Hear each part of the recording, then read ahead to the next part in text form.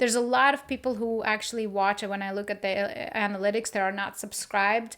If you do like what you're getting from our podcast, from our conversations, and you are returning, please consider subscribing. It will help us a lot. It will let us know that our efforts are not in vain, because both of us have lives and we're putting our efforts here because we see that we feel called to, like, I guess I should speak for myself and Anthony can speak for himself, but I feel called to doing this, going through this journey, even if I sound like I'm criticizing Christianity or the Bible a lot, but and result is I have a lot of respect for this ideology, and it's just my method. My method in general is always scientific approach. I always have to reject it first to then be proven or how does it say, like, confirm that it's true. And this is why you'll see me battling a lot, but I don't battle with recognition that there is such thing as God, and I do consider myself Christian regardless of what comes out of my mouth in this podcast. So I just wanted to pull that out there. And yeah, if you feel like adding anything. You come up, you approach things from, and skeptic wouldn't even be an accurate word. It's from, honestly, a sense, I think, of you saying, show me that this is true. Okay, prove it to me, or at least give me everything that you have first. Not in the sense of and it can be interpreted as like denial, but it's not denial. You're just saying, okay, I'm listening. Now, give me everything you've got. Exactly. And when I reject it, answer my question like in a logical sense that I can then link it to reality and make sense of it. Right. Yeah. Yeah, my cousin has been really sweet. She's a non-denominational Christian, and we've had many conversations throughout our lives before. And she's been actually commenting on our episodes and having conversations, sometimes even sending me stuff. And it's been really fun. One day maybe we'll have an episode, like an off-topic episode of like addressing some comments and some views that people put in there. So again, feel free to comment and provide your view on these topics that we discuss. It will be fun for us to read. Okay. So we have a lot to read. Say what? We have a lot to read. Yes. Yeah. I mean, some of them is just really fun. Like, commenting like parallels.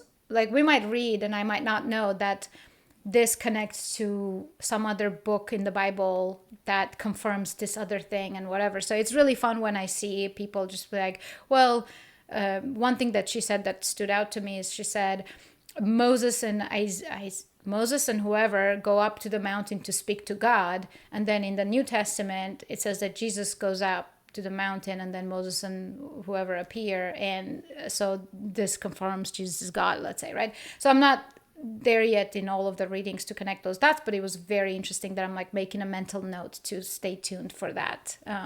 Right. Yeah. The transfiguration, when Jesus is speaking with Moses and Elijah on the mountain, and then each of them speak to God on the top of a mountain. Oftentimes it's described as some type of time travel, like discussion that's happening beyond time within these three stories, all coalescing at one point. Yeah. That's very interesting. All right. Let's jump into chapter 8 and some of 9. And I know why you said that, because I can see that it's continuation. The first little bit is continuation of the 8 in a sense. Last we left off, the flood happened and Noah's in the ark. Since you're so good at reading, do you want to read it? Oh, sorry. Go ahead. Yeah, I mean, would you like me to read it? Yeah, I mean, you're pretty good at reading it, and I can manage the setup. I will read through the chapter 8. And yeah, since it's a short one. Yeah, stop me if there's any place you want me to stop at. So, chapter 8. But when God remembered Noah and all the beasts and all the livestock that were with him on the ark, and God made a wind blow over the earth, and the waters subsided. The fountains of the deep and the windows of the heavens were closed. The rain from the heavens was restrained, and the waters receded from the earth continually.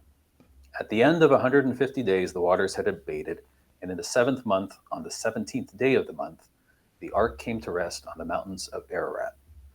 And the waters continued to abate until the 10th month. In the 10th month, on the first day of the month, the tops of the mountains were seen.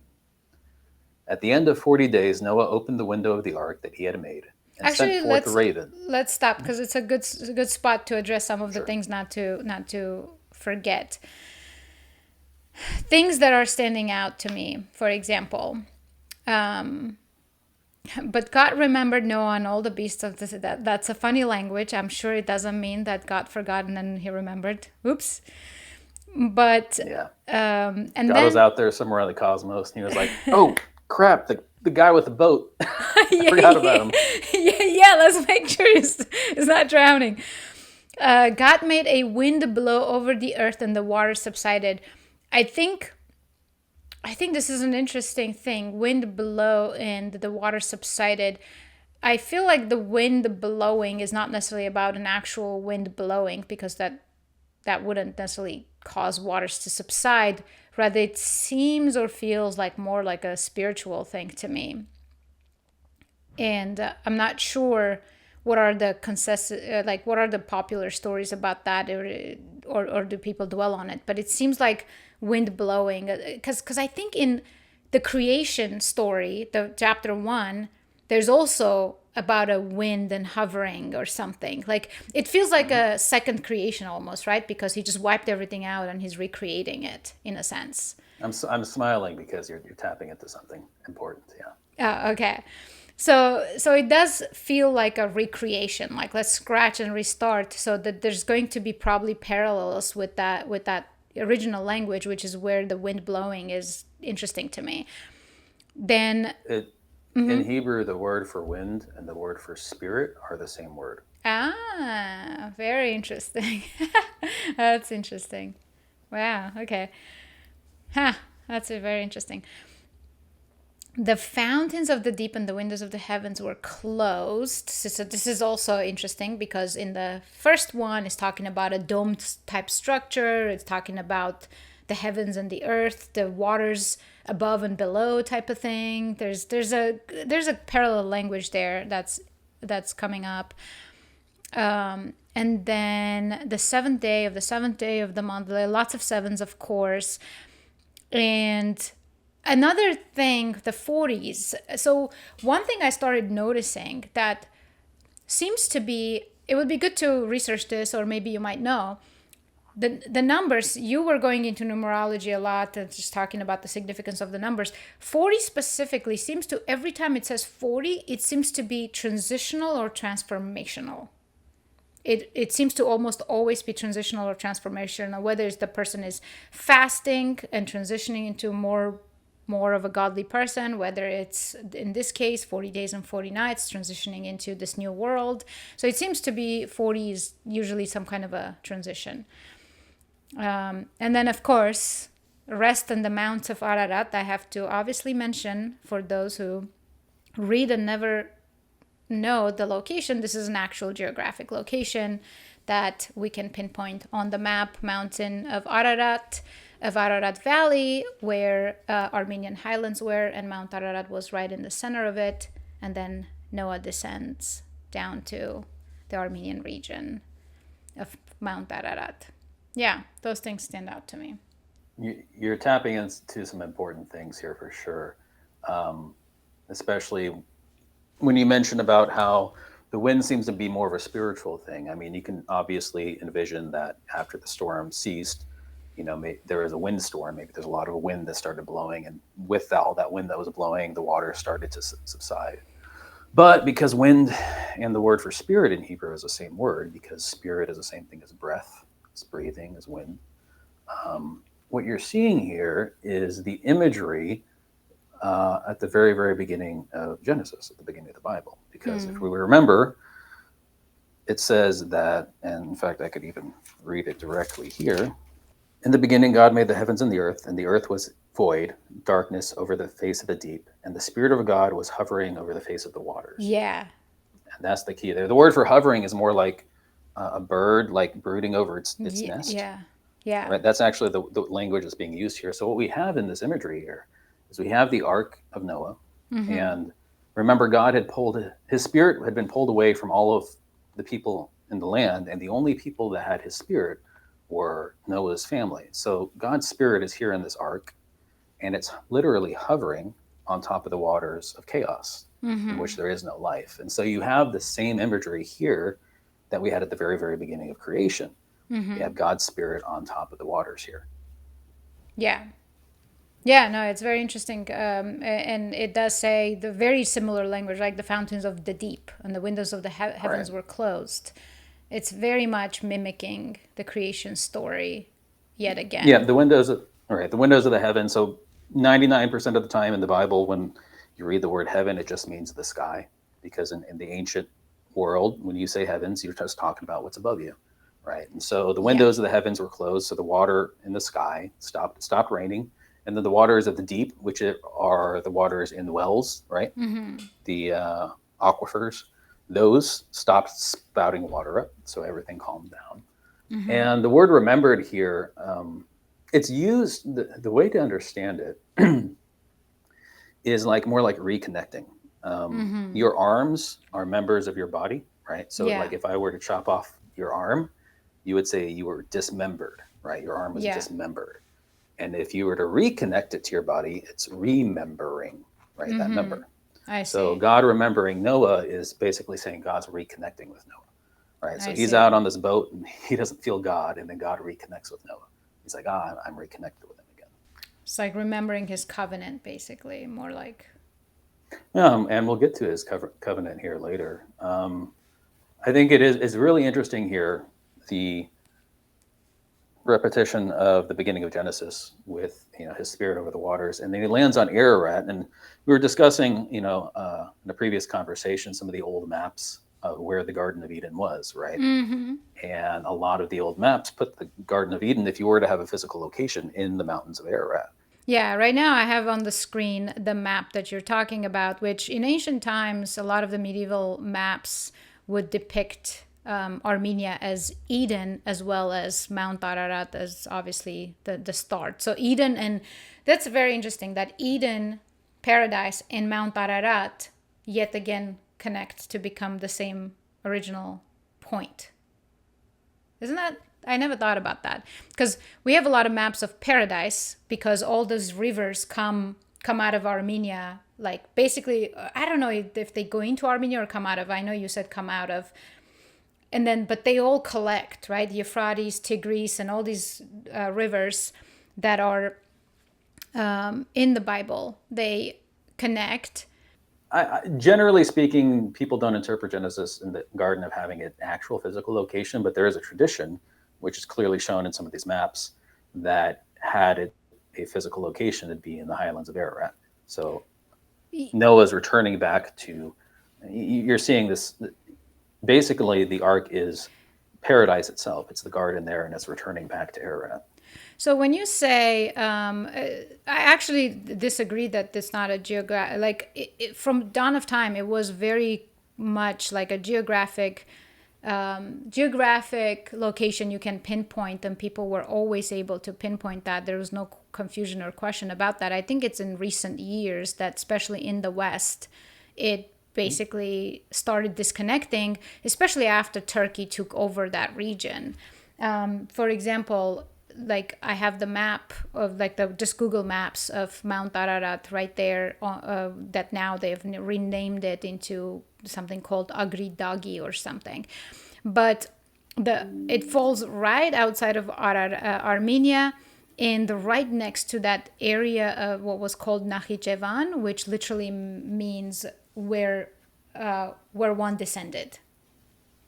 So that, if I look at ancient, for example, writings, even like random Sunday sermons from 1800s, right? Like there are newspapers archives that you can just kind of try to figure out what were people up to, what was being reported, what was, and of course there would be the newspaper with a lot of clippings of all sorts of, in one hand you're like there's war and destruction, and then another Sunday sermon is blah blah blah, so it was very interesting to read some of these newspaper archives and realizing like, wow, like people even all the way to 1800s, 1900s, they the Armenia and that region and the Mount Ararat had very significant importance in Christianity as a place, as a geographical location, and I think that's very important because it's foundational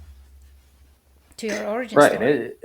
It's more in recent times where the physical location is generally just not seen as important, but the tradition is the mountains of Ararat, at the very least, of course, is where Noah ends up. But even the Garden of Eden itself was originally, you know. Yes, the same place. And so, and if we take that to be the case, what the story is telling us, that the garden was in this location, and then Noah's returning to this location after the destruction. We're seeing the same story of the entire Bible in totality, where at the very, very end of the book of Revelations, where the old, the earth and the heavens are destroyed, and humanity is brought back to paradise, back to the Garden of Eden. So you're seeing this same pattern of the macrocosm of the entirety of Scripture, of leaving paradise and eventually being rescued and saved and brought back to paradise. We're seeing that as a microcosm right here in the story of Noah. A restarting of sort. Right, Renewal. restarting. Renewal. The earth is being, as I said in the last episode, is being baptized. All the sins and evil of the world is being washed away, and Noah's returning back to the beginning to start anew with a new generation of people. Alrighty. Shall we continue? Yeah, let's continue. At the end of 40 days, Noah opened the window of the ark that he had made and sent forth a raven. It went to and fro until the waters were dried up from the earth. Then he sent forth a dove from him to see if the waters had subsided from the face of the ground. The dove found no place to set her foot, and she returned to him to the ark, for the waters were still on the face of the whole earth. So he put out his hand and took her and brought her into the ark with him. He waited another 7 days, and again he sent forth the dove out of the ark. And the dove came back to him in the evening, and behold, in her mouth was a freshly plucked olive leaf. So Noah knew that the waters had subsided from the earth. Then he waited another 7 days and sent forth a dove, and she did not return to him any more. In the 601st year, in the first month, the first day of the month, the waters were dried from off the earth. And Noah removed the covering of the ark and looked, and behold, the face of the ground was dry. In the second month, on the 27th day of the month, the earth had dried out. Then God said to Noah, "Go out from the ark, you and your wife and your sons' wives with you. Bring out with you every living thing that is with you of all flesh, birds and animal, and every creeping thing that creeps on the earth, that they may swarm on the earth and be fruitful and multiply on the earth." So Noah went out, and his sons and his wife and his sons' wives with him, every beast, every creeping thing, and every bird, everything that moves on the earth went out by families from the ark. I think we can stop there before we get to the covenant. Or do you want to finish? No, I think that's good. That's good. Let's see. So he sends out a raven, which just kind of goes and doesn't come back because raven does raven things. I think ravens eat. They're kind of like a little bit like vultures too, right? Like they Exactly. eat. Okay. Then he sends a dove. Dove, of course, comes back. Then sends again, and then comes back with an olive leaf. Or is it 3 times that it sends? Hold on. Right. The third time The third time is when it returns with the olive. Or he doesn't return, as in everything is good now. The second time, dove comes back with the olive branch. Okay. Third time, the dove doesn't return. Right. So all in threes. So now the waters have subsided, then they go out. All right, there we go. They go out into the Ararat Valley. It's there's one similarity here with the Gilgamesh story of the flood. In that story, the flood hero, which isn't Gilgamesh, I won't try to pronounce his name right now because I know I'm going to butcher it, but he sends out a raven in that story. Okay. And the raven flies around and doesn't return. There is no dove in that story, though. But in the Noah story, there's a dove here. And I think the imagery that's generally interpreted here is the imagery of the dove with Jesus when he's baptized.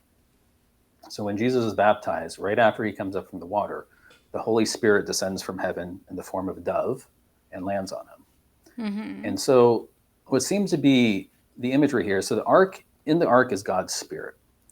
And Noah sends out a raven. As you mentioned, a raven eats meat, right? It eats dead animals, you know.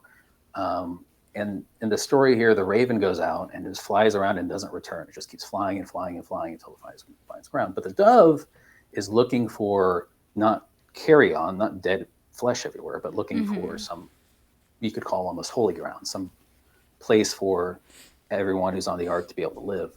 The second time the dove goes out, it comes back with an olive branch, and the olives are, you know, what you make oil with, and you anoint with oil. But also And then the olive third branch time, is like the harmony, signifies harmony, peace. right? Eventually came to mean that. So essentially, what we're seeing here is, you could say, the kingdom of God or the city of God here in the ark, and it's sending out His Spirit as the dove to look for a place to land, to live. The imagery in the sense of God sending out His Spirit to try to find a soul to live in, to find a person to live in where His Spirit can actually live. And the second time the dove goes out, comes back with an olive leaf, which is reminiscent of being anointed, being almost ready for God's Spirit. And the third time the dove goes out and doesn't return. So it finds a place to live, right? If the Holy Spirit finds a place to live, which signifies that the ark can finally rest and, you know, set forth its life. And so that's kind of the symbolism we're seeing here. In fact, when I was at church last week, I happened to run into a shirt that they were selling at the bookstore. And it was from, I can't remember, it had a quote on it. I can't remember who it was from. It might have been an Orthodox saint. But it mentioned how that the church is the ark of the world, which God's Spirit resides in, that hovers over the chaos of the rest of the world, right? Like that's what protects God's Spirit. So I think that's a symbolism we're seeing here with the dove is God's Spirit being sent out into the chaos, looking for a place to live here. And we have that same relationship with God. We're unlike the raven, which is always flying around looking for something to eat, which you could relate to like Jesus talking about how the devil is like a lion prowling the wilderness looking for someone to consume. The Spirit of God comes and goes. It goes out and it looks for a place to be, and if it doesn't find any, it comes back, and then it comes out, and then it comes back. And so you have to be ready for God's Spirit when God's Spirit, you know, shows up for you. I feel like I'm rambling a bit, though. I don't know if I'm going too far here for this story. No. I think that's a good take, and that's your take. For me, it is a bit more just an origin story, foundational story that grounds things in reality. And this is why I personally don't like to go too far into there's more metaphoric symbolism, because this is a real place, a real story that archaeologically can be backed. Hence, I don't want to remove that reality from underneath the story to make it more mythical. And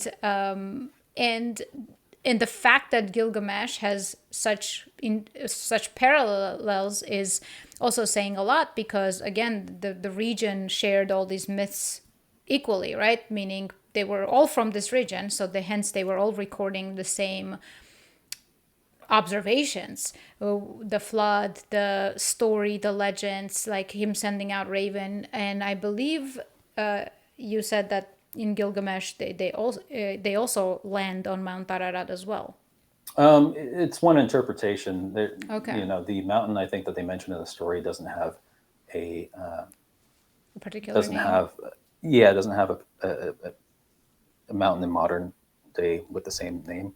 So, but that's one of the interpretations, is that it's the same area. But to refer back to what we were looking at, let me see if I can put this on the screen real quick. This one. The map called Babylonian Imago Mundi. That's an interesting one, because Babylonians and Assyrians and all those stories that, you know, Gilgamesh and others came from, or the similar cultures that were being shared, even in the Babylonian original map, they have, you know, this is 6th, 7th century BC, and they have what's called their orderly towns and like country, and then Assyria, and they all believed in the same gods. And then you have Armenia right there, and then just mountains. Obviously, if you're taking this is the oldest map we know that exists, and for them, they're drawing up a map as a culture. That means that's important. They're recording history. They're recording their surrounding. So even though the map basically puts down what was around them that was important or observed. And clearly the fact that there's mountains in Armenia are so prominently mentioned right there, to me, that's quite interesting. That means the mountains that everyone refers to perhaps is the same mountains. The Caucasus is huge. And then Mount Ararat, though, this is the interesting thing about the Mount Ararat. Mount Ararat is a significant, just standalone mountain. A friend of mine visited Armenia recently, and one of the things that he just kept tripping on, he was like, I've never seen a mountain like a snow-peaked mountain stand alone like that. I think which is what's majestic about Mount Ararat. It's not you go to the Himalayas or Switzerland and you see all these mountains sharing. They just go from one to the other, and it's just a more of a chain, right? Right. It's similar in ways to Fuji or Kilimanjaro, where it just stands out on its own, sticking out of isolated from the rest of the environment, unlike a lot of mountains which are part of a larger range. Yeah, exactly. The range. That's the word I forgot. But exactly. Most, like, let's say you talk about Zagros Mountains in Persian highlands, and there's a lot of stories about them. Those connect to each other. Caucasus, there's so many peaks and so many mountains connect to each other, where it's, for me, even if I'm from the region, I can't even point out which one is which, really. Right. But then Mount Ararat is impossible to miss because it is standalone. Mm-hmm. Mm-hmm. And there's another interesting parallel here with the creation story, and the story of the ark here is that in the creation story you have the world is covered in waters, and then God separates the waters from the land, so the land appears, right? Mm-hmm. So we have this happening in this story, and then later on God creates creatures in the water and then birds of the air. So halfway through the story here, we have Noah releasing 2 birds into the air. So now we have birds in the air, and we have fish, but there's no animals on the land. And then God creates the animals on the land, and this is when Noah lands here on Ararat. So very similar setup for both of these stories. Yeah. I mean, yeah, it is fascinating, and one day we'll get into the archaeology of all of it. It's really, really cool, and it is a pity that Babylonians and Assyrians or many of these cultures didn't survive to tell their side of the story to carry on. So it's all from a single perspective, which is the Jewish perspective. But it would be good to have all of these perspectives written so that, so that more people could fight over what belongs to who God belongs to. Right. Which story is the right one? Yeah. I mean, the fact that they're all sharing the same story, that seems quite actually, regardless what they name them or whatever, but they all have an origin story that matches with the flood destroying and rebuilding. They all have an ark story that stands on the top of a mountain. They all have small details like sending out birds to check on things, So it means that at least whatever has carried on through the legends has somewhat preserved in many ways. And I think there's a weight to that because you can write things down and record a single point in history, but but sometimes you hear an epic tale or a folklore or something, right? That's been coming down from your grandma to your great grandma to your whatever, and you just don't even think about it much. You're just like, yeah, why do people say this, right? It's just a saying. And then one day, scientifically, something gets confirmed that that saying all of a sudden becomes the most wise and important thing you should have been following. And it's just to say that from these tales that come down to us, they might merge into something. We might disconnect and not understand exactly when and where did it come from, but the fact that it gets preserved and retold and then one day we reconnect to it is very cyclical. Traditions exist for a reason, and we are supposed to honor our father and our mother, which means that we don't just throw away traditions simply because we don't see how they apply anymore. Shortly after we throw away the traditions, we tend to find out why they were traditions, and we tend to find out in a very difficult way. And then we have to try to bring it back, you know.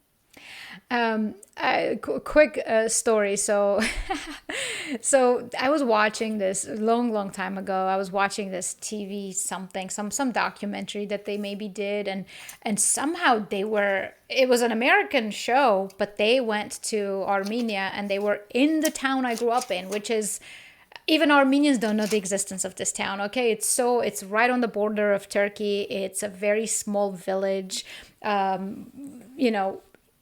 It's just really unknown to most people, even in Armenia. Yet they just go into this town, and right at the time, at the season where they're burying the grapevines, and in Armenia, grapes look very different than here. You have the vines that grow very big. They require metal structures to hold them. They're massive. They're not like a small little, like what you see in France, for example. And then every winter, people go through this hard labor of taking those grapevines down, pruning them, and burying them on the ground.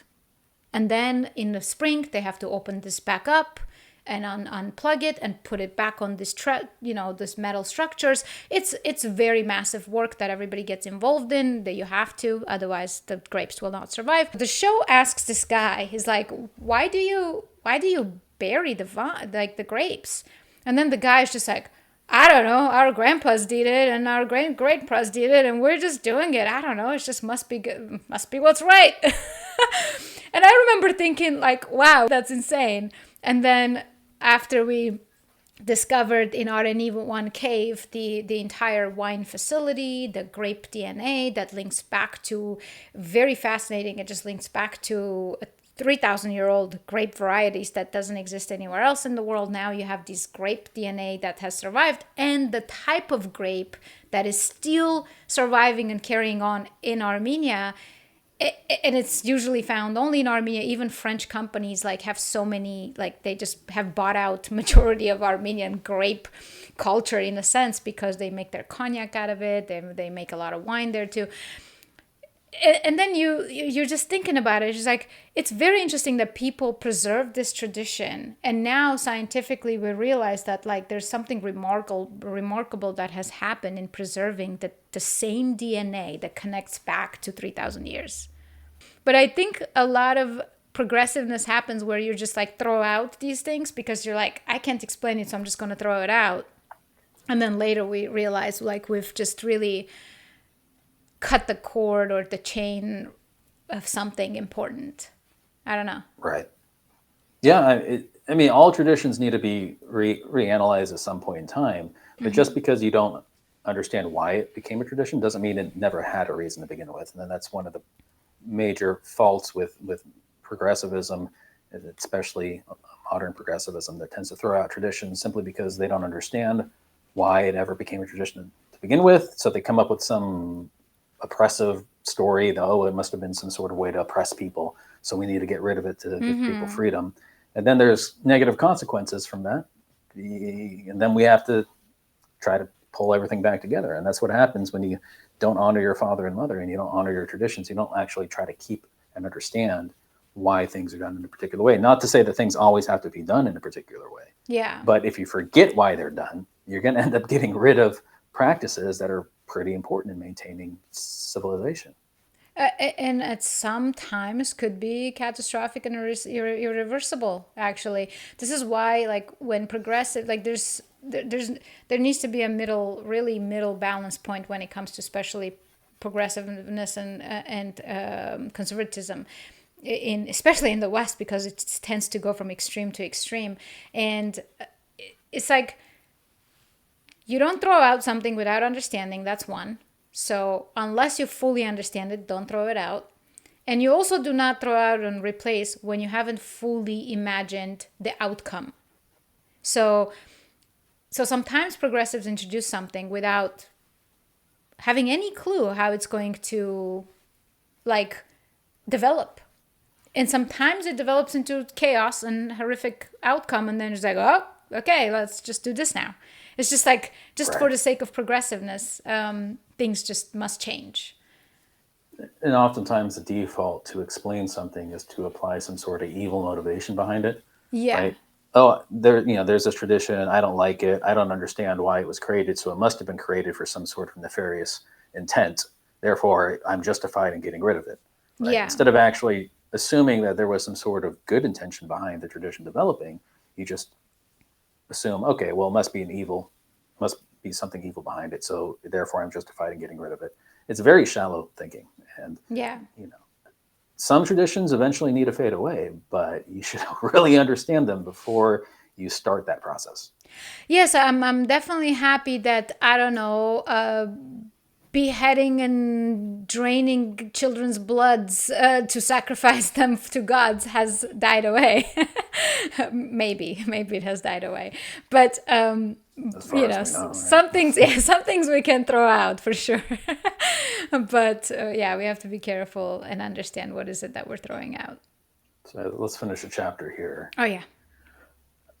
So then God's covenant with Noah, and this extends into the next chapter. I don't know if we'll cover it this time. No, we won't go into chapter 9 right now.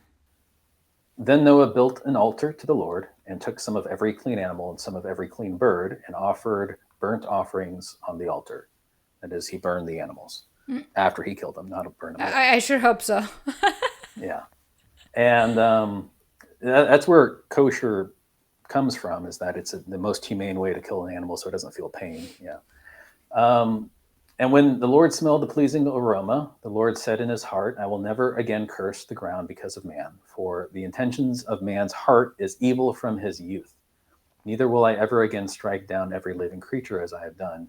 While the earth remains, seed time and harvest, cold and heat, summer and winter, day and night shall not cease. So here, this proves to me, since I'm on a trend here, that God is Armenian, actually. Right there, the pleasing aroma of the barbecue. Right. God sure does like barbecue. Who doesn't? Okay, so the burnt offering with clean animals. Lord is pleased.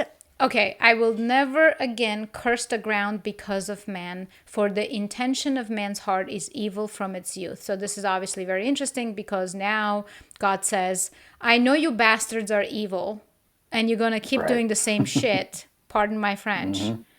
But I promise I will not wipe you out again like this. Neither will I ever again strike down every living creature as I have done.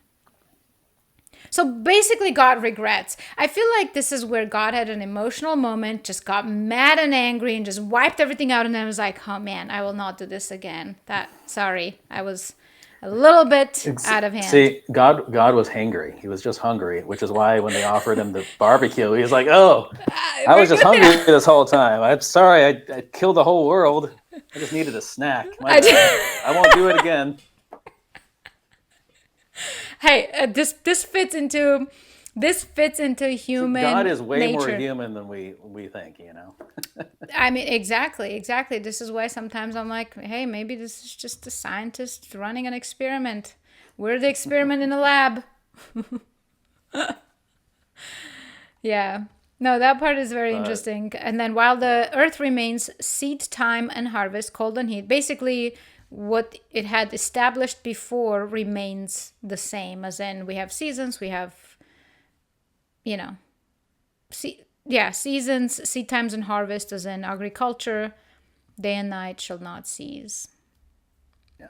So as you said, God is stating that humans are evil from birth, in the sense we're born into the knowledge of good and evil. We're born with the capacity to be both good and to be evil, to experience good and to experience evil. And since that's part of who we are, then God is going to present in the next chapter his first steps into another plan to reunite heaven and earth, rather than wiping humanity off the face of the earth. It's the very first steps into the next plan, which While is reunion. recognizes that we're just evil bastards from the start. Pretty much, yeah. We are born into sin. Yeah. So the part that I don't understand particularly, but we have to end soon actually, is not to get stretched the chapter too long, is the good old question that you're God. If you can just snap and create world, you can snap and change hearts, as we will learn when it comes to Exodus and changing the heart of the Pharaoh. One moment it's the heart is hard and the Pharaoh says one thing and does one thing, and then the second the heart is soft, and obviously he has the capacity to do just about anything he wants, yet it just cannot seem to create decent people. Well, if there'd be no story if there wasn't a place for us to play We a need part drama. We need Yeah. drama. I mean, if imperfect people like us didn't, if he just solved everything like that, then there'd be no place for us to play a part in the whole story. Yeah, I guess. All right. Well, this is exciting. Let's stop here and jump into chapter 9.